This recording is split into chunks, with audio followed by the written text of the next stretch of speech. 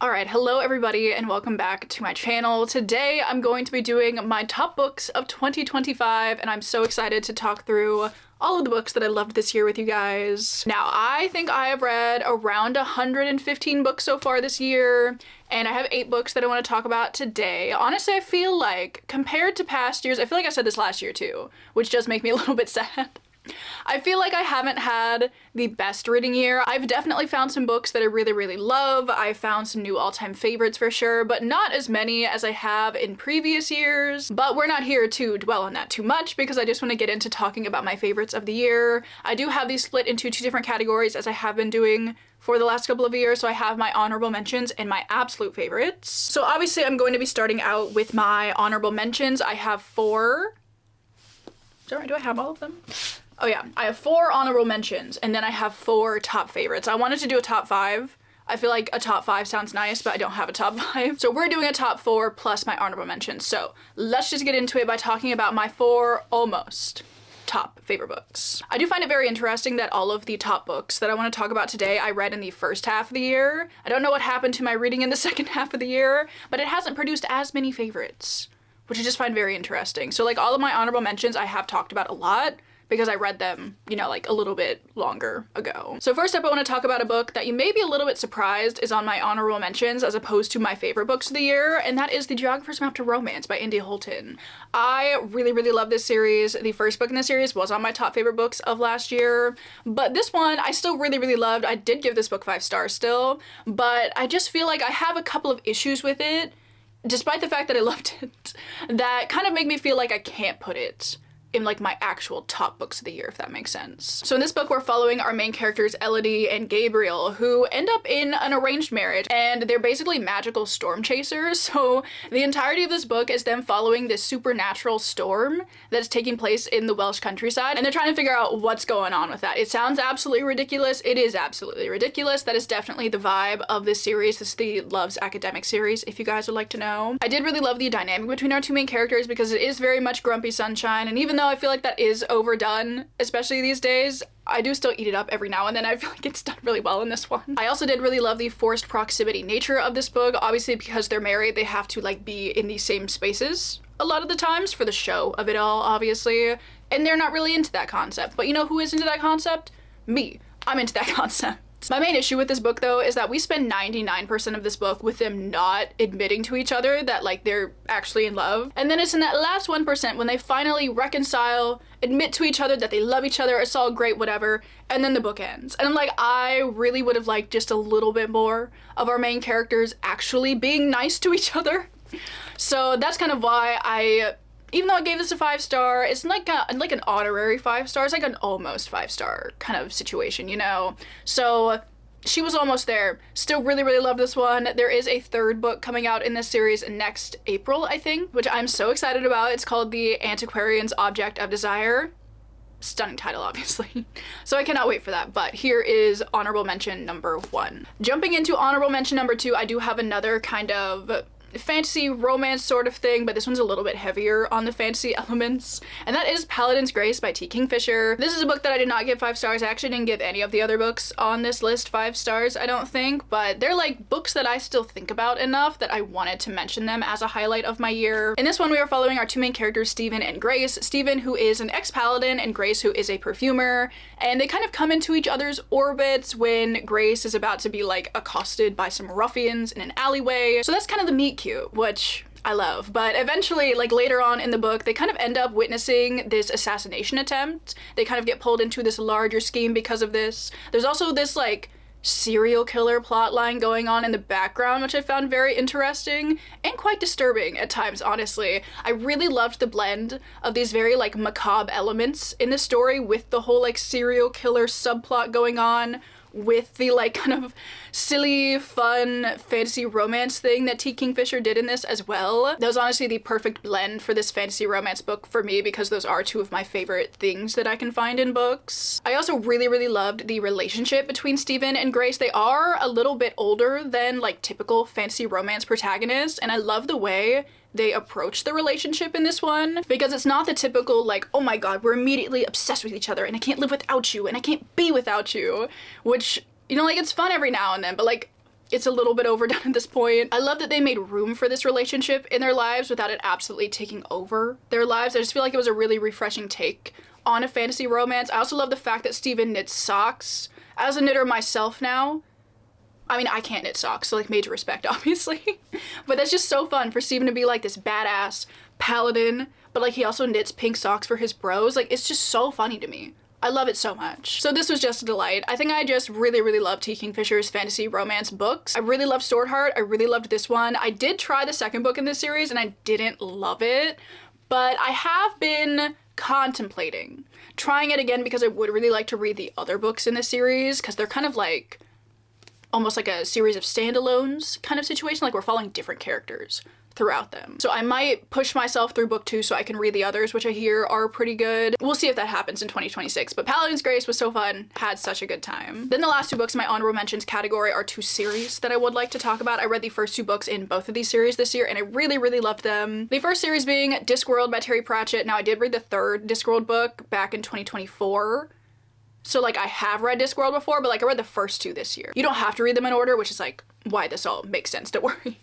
But I read The Color of Magic and The Light Fantastic, which are the very first 2 books in the Discworld series by Terry Pratchett. This is like an absurdist high fantasy kind of series that has like a bunch of different little sub-series within it, which I'm very excited to explore. I have a lot of Discworld ahead of me in my life, that's for sure, because I've only read 3 out of the 41 book series. But these first 2 books act as their own little duology. In a way, we're following our main character Rincewind, who is a wizard, but he's not a very good wizard. And in these books, he's kind of tasked with following around this tourist who is new to like the main city of Discworld, which is called Ankh-Morpork. And this tourist has been wreaking havoc, let me tell you. He has introduced the concept of insurance to the people of Ankh-Morpork. So all of these people, they're like, oh, so like if I set my tavern on fire, they're gonna give me a lot of money for it? Bam. Arson ensues, basically. So Rincewind's job is to basically get the tourist away from Ankh-Morpork so he can stop wreaking so much havoc with this information that he is spreading. They also are accompanied by this thing called the luggage, which is this trunk with like a bunch of feet, as you can see on here. I told you this was like a little bit, it's like a little bit absurd, but like in the best possible way. But I really love the dynamic between Rincewind and this tourist because the tourist is just so earnest. Like he is just such a nice, kind of gullible guy, and Rincewind is just so done with him most of the time. It is so funny. I also love how these books kind of satirize the fantasy genre in general. I feel like a lot of Terry Pratchett's books are satire on like whatever he wants to focus on in that one, and this one it's definitely just like poking fun at fantasy a little bit, but in a very loving way. I like a lot of the tropes that it kind of makes fun of. I like a lot of the situations that our characters get into that they just easily get out of because of course they could, and it's just a delightful time, honestly. I am very excited about reading more Discworld. Hopefully I'll do that in 2026.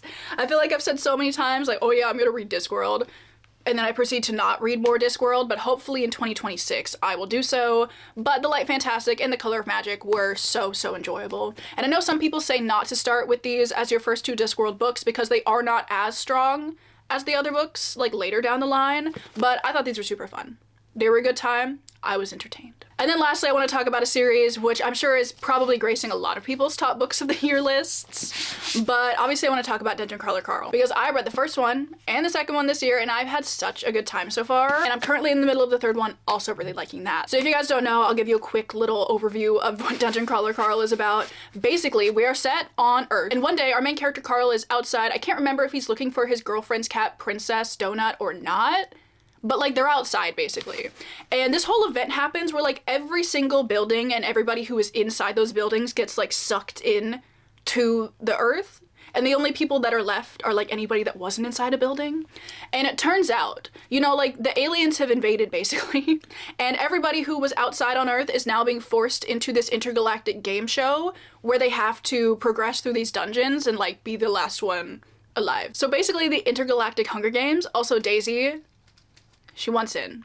Everyone's shocked, I know. There is not a single video that I film that does not include a cat wanting in well, I'm so comfortable just sitting on the floor. But as I was saying, we are following Carl as he is now being thrust into this situation with his ex-girlfriend's cat, Princess Donut. Every different dungeon that they progress into kind of has a different vibe going on, so it's really fun to kind of see what's coming next when they make it to the end of a level. This is considered LitRPG fantasy, so it is like very video game feeling, which is very fun. And I'm not even like a huge video game player. I like a video game, but like not these kinds of video games. But I still have a really fun time with this series. And it's just really funny, even though sometimes it does take it, like a step too far for me personally. I think a lot of people also say that like some of the jokes don't land. So I just love how funny this is, but it's also balanced out with these like really hard-hitting character moments every now and then, which is such an interesting dichotomy, but I love that as well. So I'm definitely planning on reading more of Dungeon Crawler Carl in 2026. As I said, I'm about halfway through the third one right now, and I am enjoying it. Probably not as much as I'm liking these, but I've heard they're really, really great installments as the series goes on. So very excited to read more of Dungeon Crawler Carl. Now that we've talked about my 4 honorable mentions, it is time to jump into my top 4 favorite books of the year. I can put these in order. I feel like typically do I put these in order? I don't remember if I put these in order or not, but this year I do have them in order. I feel like it's very easy to put them in order. So we're gonna start with number 4 and work our way up to number 1. Although number 1 and 2, kind of the same thing. You'll see, you'll get it, it'll make sense. So my number 4 favorite book of the year is Don't Let the Forest In by C.G. Drews. This one, I kind of had a feeling I was really gonna like it based on literally everything that I'd heard from everybody online. It seemed like a book that I would probably really enjoy, and I definitely did. This is a young adult horror novel, which I don't read like a ton of YA anymore, but I love young adult horror, just something about it. I feel like it always strikes a really good balance of it being like kind of fun, kind of gruesome, and it's not too much of either, so it's always kind of hits the perfect mark for me. But in this one, we are following our main character Andrew, who is attending this prestigious boarding school. And Andrew loves writing stories, but his stories always have a very kind of dark and creepy turn to them. So when he gets to the boarding school for a new semester, we meet his friend Thomas, who kind of like draws corresponding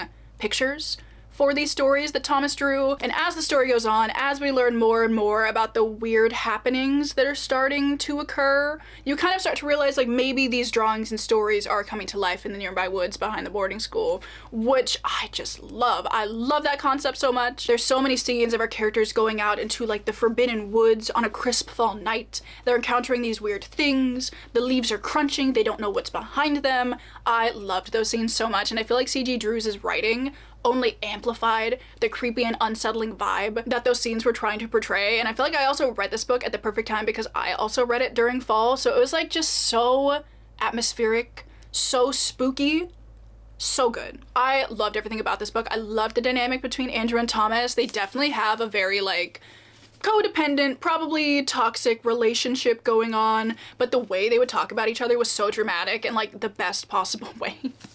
I just loved the descriptions, I loved the vibe, I loved the feeling of this book. It was just so good, like so visceral. Really, really love this one. If you are looking for a good book to read in like September or October, because that is when this book takes place, would highly recommend this for your fall reading of 2026. I know it's a little bit early, but you should really do it. I also did really love C.G. Drews' other book that came out earlier this year, which is Hazelthorn. Really, really loved Hazelthorn as well, but this one did remain my favorite, so good. Then my 3rd favorite book of the year. I feel like, honestly, it's kind of a crime that this one isn't number 1. I have my reasons, still really loved it, but I'm a little bit sad that it wasn't number 1.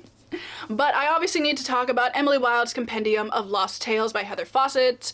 I love the fact that the Emily Wilde series has graced my top books of the year lists for the last 3 years since the first one came out in 2023. And this one is no different. I feel like you can tell just from like the egregious amount of annotating that I did on this book that I really, really loved it. But this was just such a great conclusion to the series. I feel like I can't really tell you much about this book specifically, but in general, the series is following our main character, Emily Wilde, who is a Cambridge professor. And throughout the series, you see her going on these different expeditions to study the folk of different areas in Europe. And obviously she's not going on these expeditions alone because her department rival, Wimble Bamblebee, does end up showing up. Like everywhere she doesn't want him to be, basically. I love the dynamic between Emily and Wendell. It's so good, and it only gets better in this book. I love them so, so dearly, and I am so sad that the series is over and I don't get any more from them.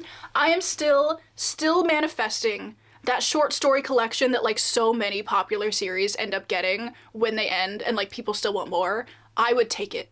I need it so bad. Please, Heather Fawcett, give me more from this world.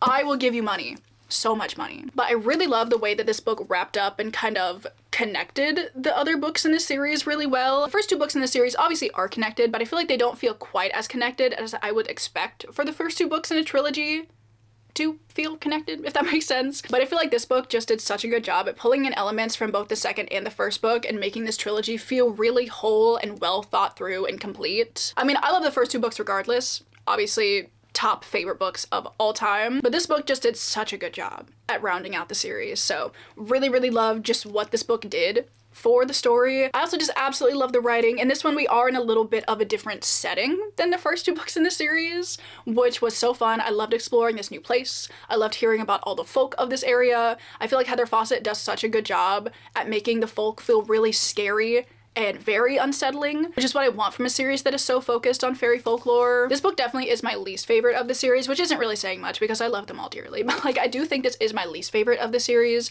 just because I like the kind of meandering nature of the first 2 a little bit more than like the plot forward nature of this book, which like this one needs to be plot forward because we're wrapping up a series, I get it, but I just kind of prefer the vibe of the first 2 to this one, but I still absolutely loved it. So good. It was my first 5-star of the year, as she should be, obviously. Nothing less for my love, Emily Wilde. And again, I'm so sad it's over. I'm fine. I'm not fine. I'm really not fine, but anyway. Now it is time to talk about my top 2 favorite books of the year, and they are from the same series. So I am kind of gonna talk about them together. But honestly, this is a series that I just feel like saved my reading in 2025. Obviously, I like all of the books that I've talked about so far a lot. I wouldn't be talking about them if I didn't like them a lot. But if I didn't have this series coming in at the top of my list, I feel like my reading year would have just felt like a little bit of a flop, honestly. But as I said, this series just made my year. It was so good. I absolutely fell in love with it. I'm so excited to read the other books in the series. And that is obviously the Anne of Green Gables series. Duh. I'm not talking about all 3 of them. I really loved the first one, but I feel like it doesn't rank like the other 2 do, so we're gonna talk about these. So book number 2 on my list is Anne of Avonlea, and book number 1 is Anne of the Island. I'm sure at this point, if you've watched like any of the videos on my channel this year, you know how much I love the Anne of Green Gables series, and it is literally a crime that it took me so long to finally pick up and read the first book, but in a way, I'm also okay with that because I feel like I started the Anne series when I needed it. Like, she knew that my reading in 2025 was going to be a little bit subpar.